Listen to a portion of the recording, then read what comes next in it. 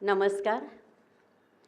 पावसाला कुठं असतात हो रीतिरिवाज, नीतिनियमांचे तुरुंग, वर्तवलेले अंदाज हमखास चुकवण्यातच त्याला आनंद.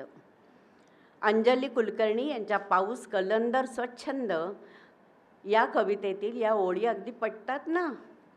पाऊस आणि 7 जून हे समीकरण तर केव्हाच आता मागे पडले. पाऊस दरवर्षी पडत असला तरी प्रत्येक वर्षी तो हवा असतो. बादशाह आणि बिरबल यांची गोष्ट तुम्हाला माहिती आहे. 27 मधून 9 वजा केले तर उरतं ते 0. याचाच अर्थ 27 नक्षत्रांमधून पावसाची 9 नक्षत्र जर वजा केली तर सृष्टीतलं ऊर्जा चैतन्य सगळंच संपून जाईल. म्हणून प्रत्येक वर्षी नवीन ऊर्जा चैतन्य आणि नवीन अनुभव देणारा हा पाऊस. अहो, या पावसाची प्रकार आणि रूप तरी किती. वळवाचा पाऊस, आषाढातला पाऊस, उद्ध्वस्त करणारा पाऊस. आपण आत्ता बघितलंच, अनुभव घेतला 2 दिवसापूर्वी. श्रावणातला पाऊस, भाद्रपद आणि अश्विन यांच्या दरम्यान पडणारा पाऊस, रिपरिपणारा, रिमझिमणारा, बरसणारा, कोसळणारा, उद्ध्वस्त करणारा, विविध नक्षत्रात पडणारा पाऊसही वेगळाच असतो. इतकंच काय, मुंबई, पुणे, दिल्ली, कोकण अशा विविध ठिकाणी पडणारा पाऊसही वेगळाच असतो बरं का. प्रत्येक ठिकाणच्या माणसाचं जसं वैशिष्ट्य असतं ना, तसं प्रत्येक ठिकाणच्या पावसाचंही वैशिष्ट्य असतं. अंबरनाथ इथले युवा कवी प्रशांत जोशी आपल्या बहुरूपी या कवितेत लिहितात, पाऊस मुंबईचा जेव्हा लागतो पडायला, इथल्या माणसासारखाच त्याला वेळ नसतो थांबायला. रंगेल, निर्दय, रांगडा, लबाड, लढिवाळ असे पावसांचे विविध स्वभाव सुधीर ब्रह्मे यांनी त्यांच्या कवितेत उलगडलेत. पाऊस आणि कवी यांचं नातं तर अगदी अतूट आहे. असा एकही कवी नसेल ज्यानं पावसावर कविता केली नसेल. म्हणूनच ज्येष्ठ साहित्यिक पद्मश्री मधु मंगेश कर्णिक यांनी म्हटलंय, अहो, पावसाची एक एक सर म्हणजे एक एक कविताच जणू. आणि अखंड पावसाळा, वर्षा ऋतू म्हणजे एक महाकाव्य, आभाळाच्या आणि धरतीच्या पारावर लिहिलेलं एक चिरंतन महाकाव्य.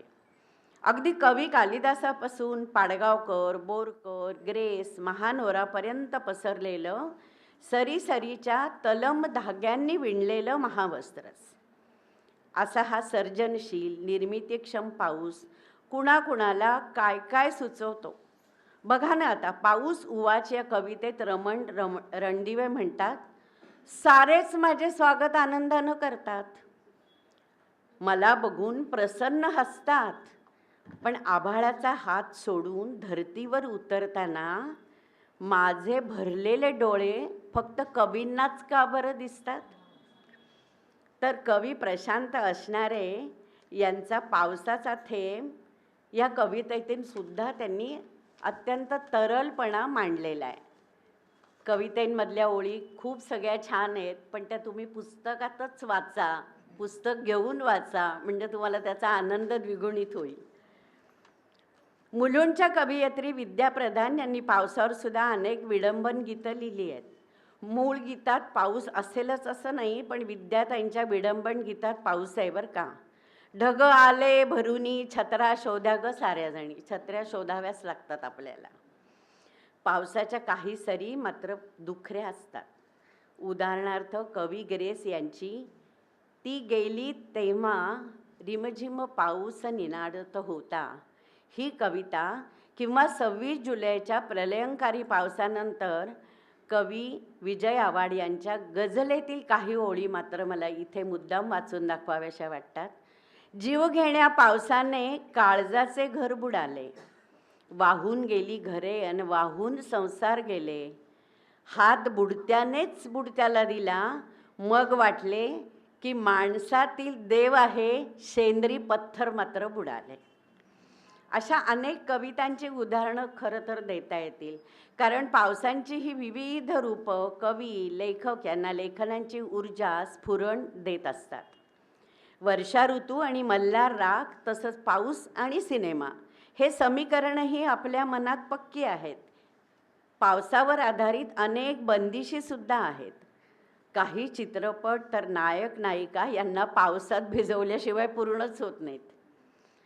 मंजिल चित्रपटातलं अमिताभ आणि मौसमी यांच्यावर चित्रित झालेलं रिमझिम गिरे सावण हे गाणं पावसाचा आनंद घेताना सोबतीला लागतंच.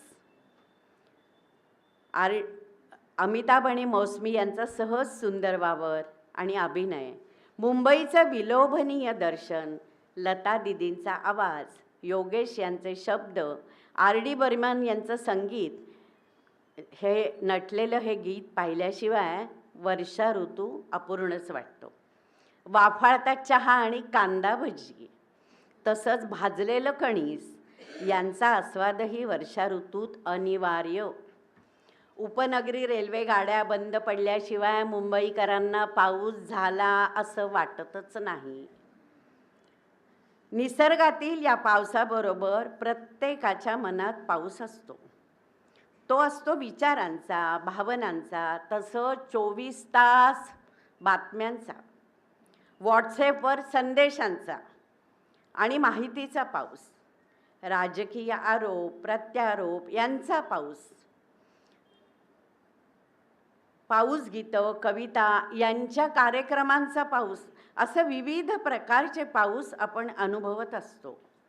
शाळेत असताना सांगली मिरज इथं मी अनुभवलेला गारांचा पाऊस आजही स्मरणात आहे असं दीपालीताई सांगतायत.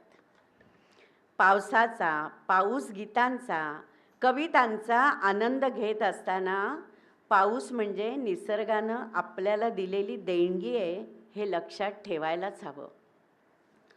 पावसाचा प्रत्येक थेंब जोपासण्यासाठी प्रयत्न करायला हवा.